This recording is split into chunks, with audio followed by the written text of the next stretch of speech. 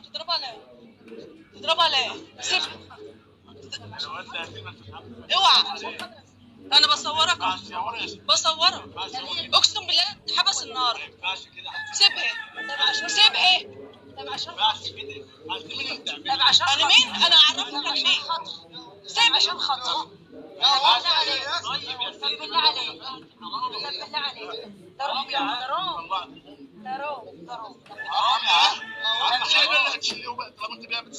والله. لا والله. شيل مالكش تمسكها. مالكش تمسكها كده. يا عم الحاج سيب.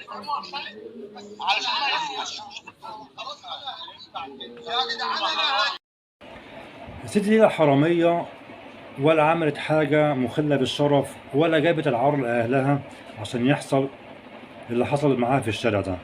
الست دي 52 سنة، وقبل ما تكون أخت كبيرة ربت إخواتها وتعبت معاهم وشقيت في تربيتهم زي ما سمعنا بالفيديو اللي هو اتعرض بعد كده في قعدة الصلح اللي عملوها الناس المحترمة اللي اتدخلوا وعملوا صلح ما بين الأخ والأخت دي.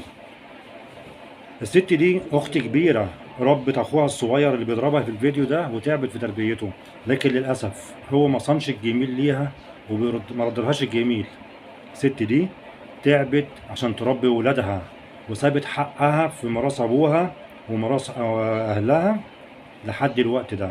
ما طلبتش بيه، ولما طلبت بيه عشان تجهز بنتها اللي اتخطبت وخطيبها بيستعجل ان هما يتجوزوا، فعايزه تجهز بنتها وعايزه تستر بنتها زي ما بنقول كده بالبلدي.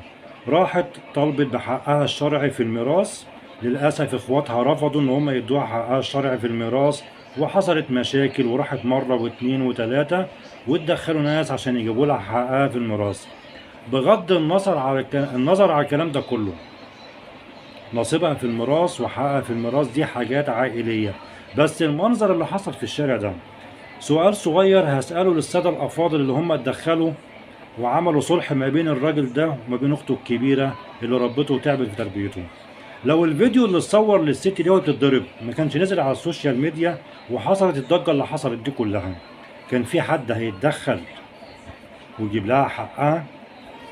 لو الفيديو اللي اتنشر للست دي وهي بتتضرب وتتهان في الشارع بالمنظر ده ما كانش نزل على السوشيال ميديا، كان في حد فينا اتحرك عشان يرد كرامة الست دي؟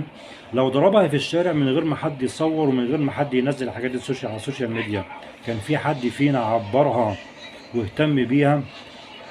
ده جزاء اخت ربت وتعبت في تربية اخواتها الصغيرين. هو بنفسه اعترف في الفيديو اللي جاي بعد كده بيبوس على رجليها وعلى ايديها ويقول لها سامحيني، وهي بكل احترام وكل اصالة قالت له انا مسامحاك وربنا مسامحك. انت مسامحاه وربنا مسامحه، بس هو عمره ما هيسامح نفسه على اللي هو عمله في يوم من الايام فيكي. هو لو قعد كده مع نفسه عنده ضمير وفكر في اللي عمله فيكي قدام الناس وحاسب نفسه، صدقيني عمره ما هيسامح نفسه. هو لو ما كانش الفيديو اللي اتنشر ليه وهو بيضربك ده اتنشر والناس عرفت، والله ما كان هيعبرك. هو بيقول ساعة الشيطان والشيطان ضحك عليه وعمل كده فيكي.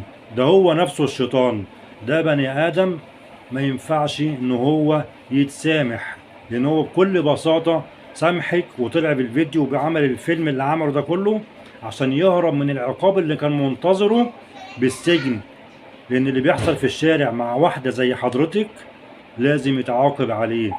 لازم نحافظ على بناتنا وعلى اخواتنا وعلى امهاتنا من الاهانة حتى لو من اقرب الناس ليهم. انت مثال سيء للاخ اللي معرفش يصون اخته ويحافظ على كرامتها ويرد لها الجميل في تعبها وشقاها في تربيتك وانت صغير. دي اخت لازم تشال فوق الدماغ ويشال جزمتها فوق دماغك. ميراث ايه اللي نختلف عليه وفلوس ايه نختلف عليها؟ ده حتى لو ما فيش ليها ميراث او ملهاش حق في الميراث عندك، الخال والد يا اخي. سطر بنت اختك وقف جنب اختك وساعدها حتى لو ملهاش عندك حاجه وملهاش عندك نصيب في الميراث. ما تعملش كده فيها كده في الشارع. الناس الافاضل اللي ربنا يجازيهم كل خير واتدخلوا عشان يحلوا المشكله ويعملوا الصلح، لكم كل الاحترام وكل التقدير، وربنا يجازيكم كل خير على اللي انتوا عملتوه. بس سؤال لازم تردوا عليه بمنتهى الامانه، وهو يرد قبل منكم. لو الفيديو اللي نزل على السوشيال ميديا وهي بتتضرب وتتهان منك ما كانش نزل، كان في حد اتحرك وعمل عقد الصلح ما بينك وبينها، كنت انت نفسك فكرت انك ترد لها نصيبها في الميراث، او تتحرك انك تبوس على ايديها وعلى رجليها تطلب منها ان هي تسامحك؟ صدقوني اللي عمل الضجه دي كلها الفيديو اللي نزل، واللي جاب للست دي حقها الفيديو اللي نزل. لكن والله لو الفيديو ده ما نزل ما كان في حد سأل فيها ولا حد عبرها. ربنا يرحمنا جميعا من اللي احنا بنشوفه ولسه هنشوفه بسبب الفلوس وسبب المال. وحسبي الله ونعم الوكيل في كل ظالم جبار بيجي على اللي منه عشان خاطر مال او عشان خاطر اي حاجة دنيوية.